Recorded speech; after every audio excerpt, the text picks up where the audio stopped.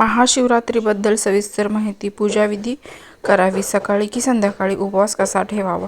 शिवलिंगावर नेमकं काय अर्पण करावं? 4 प्रहारचं महत्त्व काय आहे? काय करावं आणि काय टाळावं? पूजा कधी करावी? महाशिवरात्री ही मुख्यतः रात्रीची पूजा मानली जाते. सकाळी जलाभिषेक करणे पूर्णपणे योग्य आहे.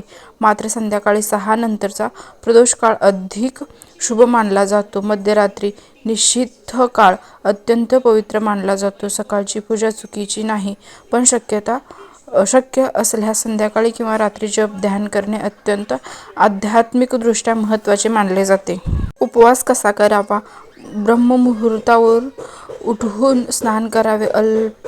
संकल्प करून उपवास करावा. उपवासाचे प्रकार: निर्जल म्हणजे शक्य असल्यास फलाहार, दूध, फळे किंवा एक वेळेस साधा सात्विक आहार.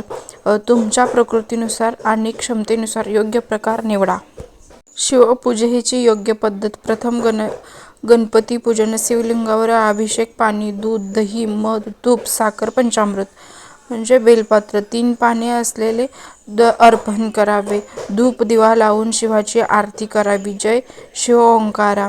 पूजा झाल्यावर क्षमा याचना करावी. शक्य असल्यास रुद्राभिषेकही करता येतो. रुद्र सूक्त पठणासह विधिपूर्वक अभिषेक करणे अत्यंत शुभ मानले जाते.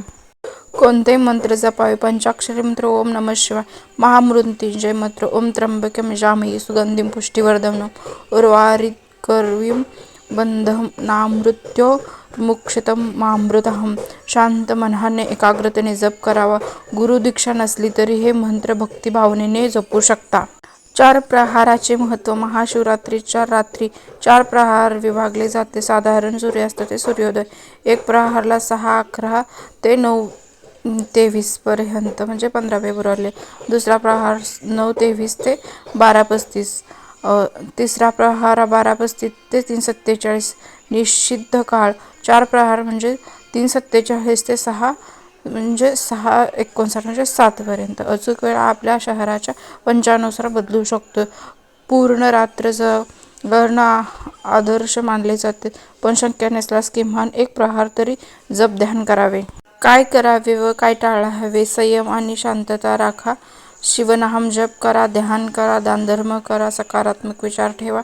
शिवलिंगावर हे अर्पण करू नये. तुळशी पाने, कुंकुम, सिंदूर, हळद, शंख, केतकी फुले. मांसाहार आणि मद्यपान टाळावे. वादविवाद आणि नकारात्मकता टाळावी.